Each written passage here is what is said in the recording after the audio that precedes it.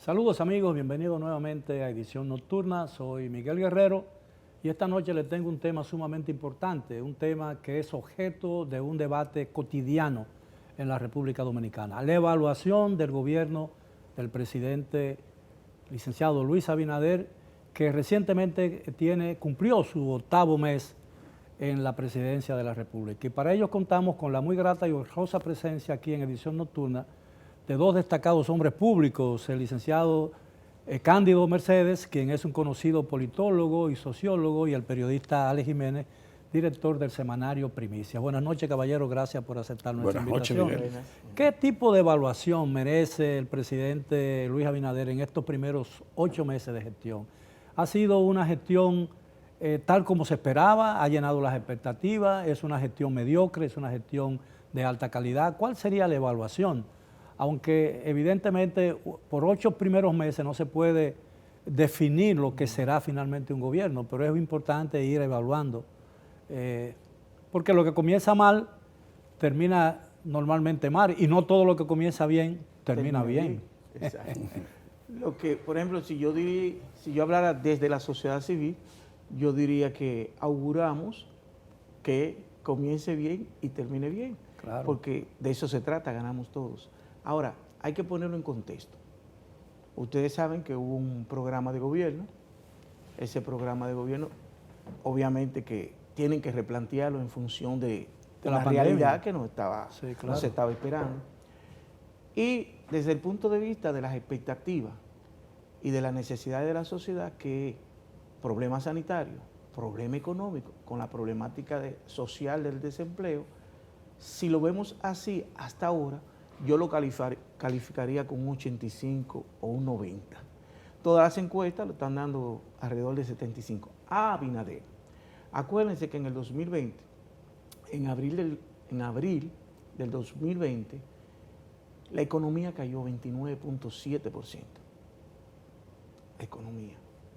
Un desastre. Nunca se había visto la sociedad dominicana. Sí, claro, porque la economía fue cerrada prácticamente. Exacto. Pero finalmente terminamos con un déficit de 6.7 del PIB, el más grande después de la revolución.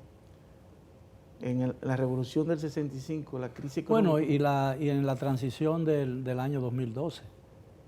Sí. Que dejaron un déficit de 185.000 millones de pesos. Exacto. En el 1965 el déficit fue de 12.5, pero la economía de postre, café, azúcar, tabaco. Sí, claro. Luego en el 83 tuvimos un déficit de 4%, en el 90 de 5%, en el 2003 de 3% y en el 2012 de 6% en el 2012 del PIB.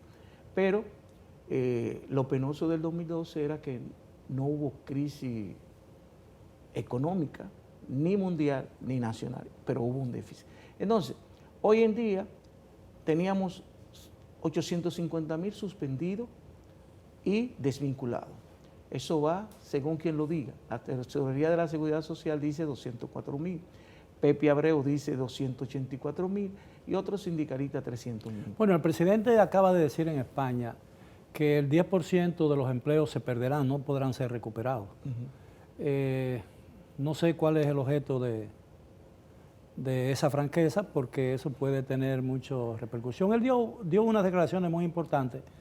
Dijo que debido incluso a la situación que estamos viviendo, la República Dominicana es un ideal de inversión, ¿no? Es un lugar ideal para invertir, porque aquí hay un gobierno que le llamó pro empresa y pro inversión.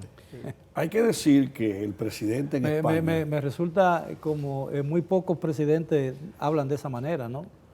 Pro empleo y pro inversión. Es decir, parecería que estaba hablando a favor solo de un sector de la población dominicana. El presidente en España acaba de hablar de una inversión extranjera actual en el país de 21.000 millones de dólares, pero... Acumulado, alrededor de 2.500 millones por año, en 10 años. Y hay un elemento que trajo la pandemia posterior a ese menos 29.1% de caída, abril del año pasado, que fue una pérdida en el Producto Bruto Interno en el 2020 de 10.000 millones de dólares. teníamos un PIB de 89 mil millones, pero con la depreciación de 9 puntos y pico a nivel cambiario, más la caída del 6.7, hubo una caída de 10 mil millones Sí, de la dólares economía se achicó. en el PIB, que se suma a esa caída que se ha revelado esta semana de casi 200 mil personas que han dejado de tributar en los fondos de pensiones.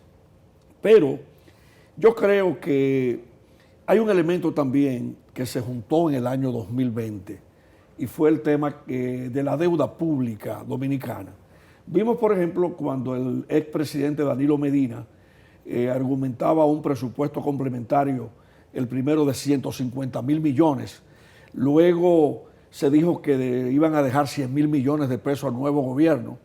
Cuando el presidente Abinader llega, dice que no encontró un centavo. Después hacen una rueda de prensa de que pagaron 40 mil millones de pesos sin estar presupuestado.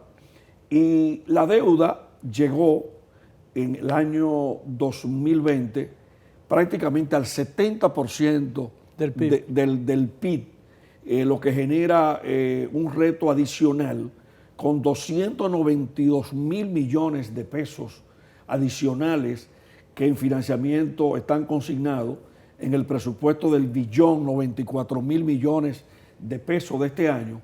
Y la gran pregunta, Miguel, para que sigamos interactuando es, el presidente Abinader en un almuerzo donde yo estuve presente, habló de manera persistente del tema de la reforma tributaria, pero aquí no se ha hablado de cómo vamos a dejar de elaborar presupuestos eminentemente deficitarios para seguir endeudando un país que tiene una deuda, o sea, como un grave problema. Bueno, la situación amerita, el gobierno no puede prescindir del endeudamiento para financiar primero los déficits y financiar la caída de la economía. Los ingresos.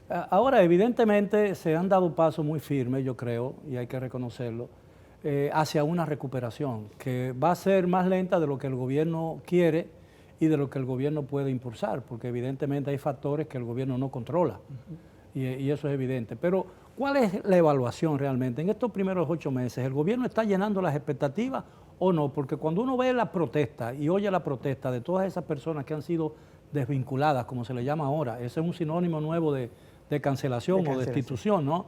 De gente incluso, muchos de ellos que probablemente eran simpatizantes del PRM y que votaron por el PRM probablemente, porque no todos los empleados públicos eran PLDistas y probablemente no lo serán PRMistas en esta administración por más gente que voten y por más gente que nombren.